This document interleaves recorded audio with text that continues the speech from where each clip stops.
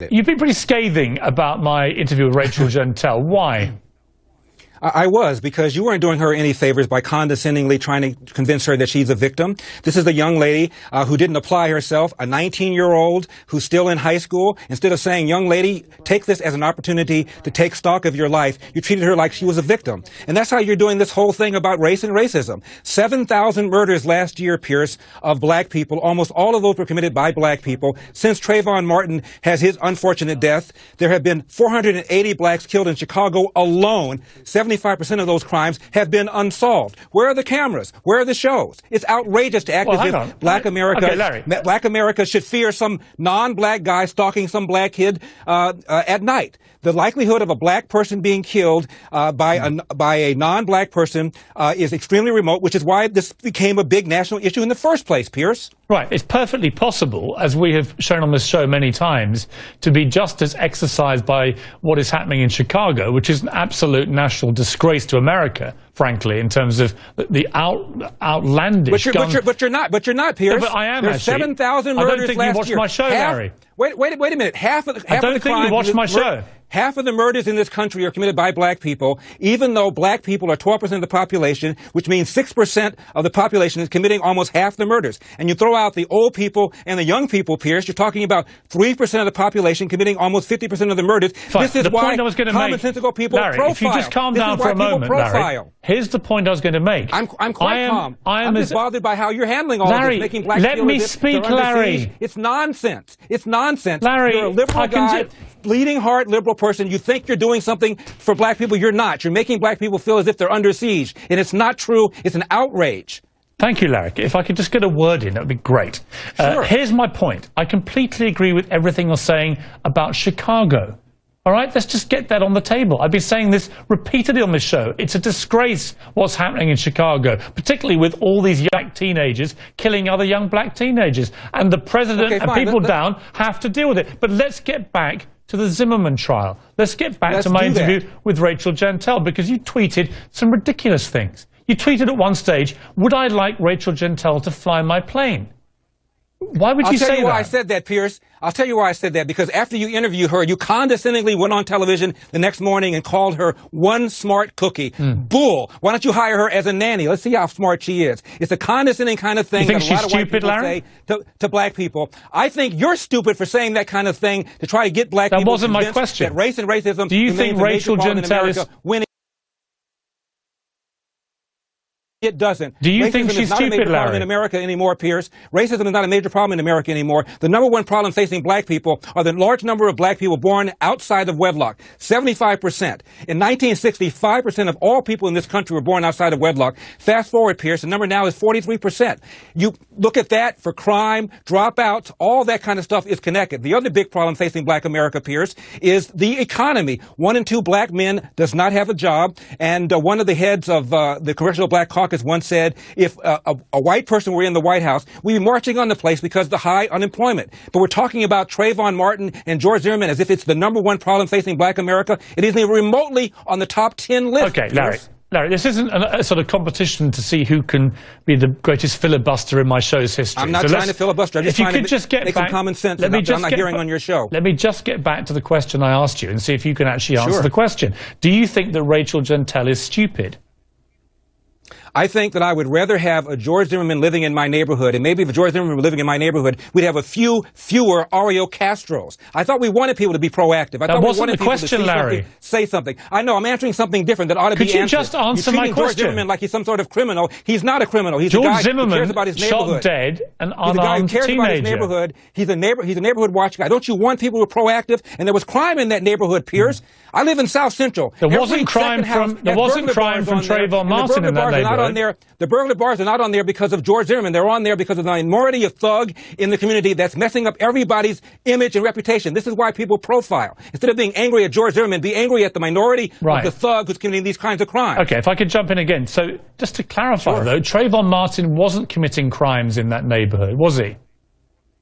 It was an unfortunate incident. Two people had preconceived notions about each other. It never should have been happened. Doesn't make George Zimmerman a criminal. I used to work in the DA's office, Piers. I'm telling you, it was a dog case, a reasonable doubt case. Nobody I know would have filed the case. Yeah, well, we disagree, obviously, about that. I think it's completely wrong. Obviously. That George Zimmerman should get no punishment at all for killing an unarmed teenager. He's got serious punishment. He can't go anywhere. Are you kidding? He's a marked man. Well, he's going to be sued civilly. He will never have a moment of peace. He killed somebody. Morally, he's got to deal with that, Piers. He recognizes that. He's not an Larry, if I may he respond, recognizes what he did. If I may respond. Sure. You know, some people would say that he's got it easy compared to Trayvon Martin, who he killed.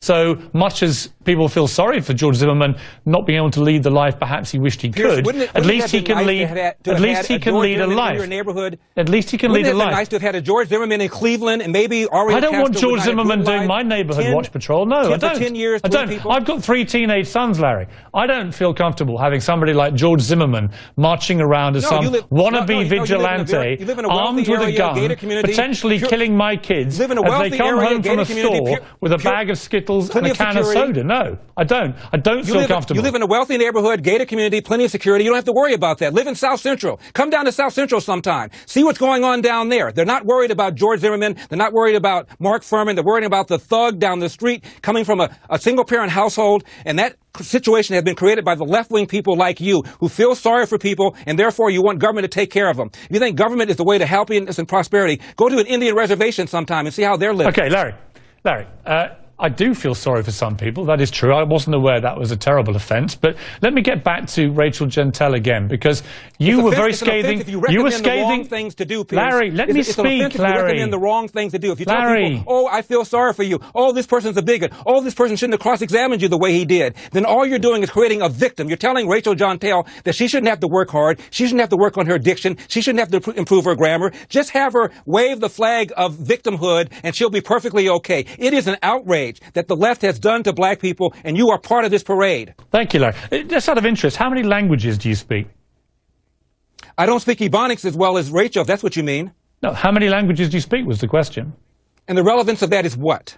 You don't think she's a smart cookie. She speaks 3 languages fluently. How many do you speak? Oh, really? You think she's a smart cookie? So you want to bring it back to Rachel. That's not what we're talking about here. I think you've been... I want to bring it back to Rachel, because that was why I booked you, Larry.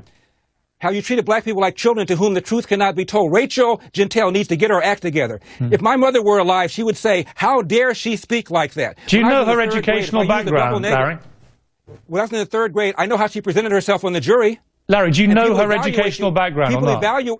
People evaluate you based on the way you express yourself. Larry, do you know her educational background?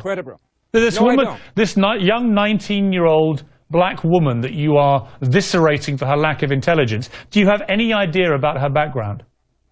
Why don't you hire her if she's so sharp as a co-host? That wasn't the question, Larry. She's one smart cookie. Do you know her educational background? Yes or no? I know how she came across on the jury. That's all I need to know. That wasn't my question, Larry.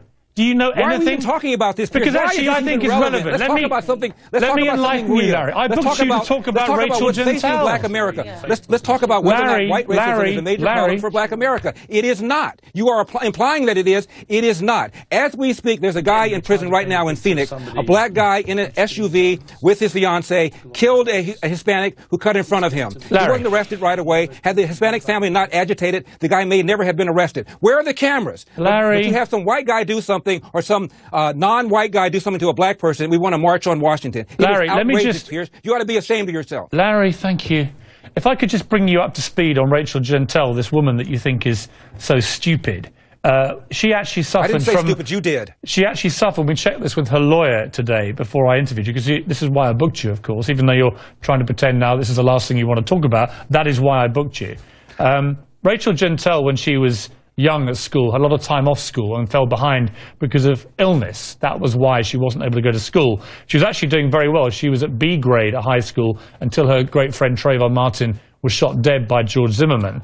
Wait a minute. I haven't finished. She sounded to you like somebody you want to hire in any kind of capacity? Her grades have since slipped to 2-something because of the stress that she suffered, understandably, from the death of her friend Trayvon. She's now been offered a chance by Tom Joyner and his people from his foundation to go to college. She wants to get those grades back up and make something of herself. Why would you Why I would think that's wonderful, Piers. Why would you be so scathing about Rachel Jeantel and so patronizing to a young woman who's clearly been through an appalling ordeal and who, when I interviewed her, I found to be a smart cookie, like I said. I found her to be fun and warm, engaging, street smart, and clearly from her educational background, nowhere near as stupid as you like to think she is. Once again, I never used the word stupid. You did. She was the most important witness in a murder trial. She was standing between George Zimmerman and 30 years in jail, and for you to act as if she was somehow abused by Don West, whose job was to make sure his client didn't go to jail, is outrageous. And as far as education is concerned, I applaud Mr. Joyner. He's done a lot of work in the black community for education, and I would recommend, Pierce, that we do something about the 50% dropout rate in the inner city and about the fact that President Obama opposes allowing parents to use vouchers to get their kids out of bad government schools and into a better school so they can have a possibility to get to the middle class. That's what we ought to be talking about here, instead of some aberrant situation like George Zimmerman going to somebody that he thinks is suspicious, and they have an exchange, and there's an unfortunate death, as if somehow that's some sort of indictment of America, and black people should look over their shoulders every night and act as if some white guy is going to jump out of a bush and get them. It is outrageous. Hard work wins. Get an education. Don't pay attention to negative people, and stay focused, and you'll be okay in America. That's why most of the people in the world want to come here. That's why you want to come here, Piers. Thank you, Larry Elder.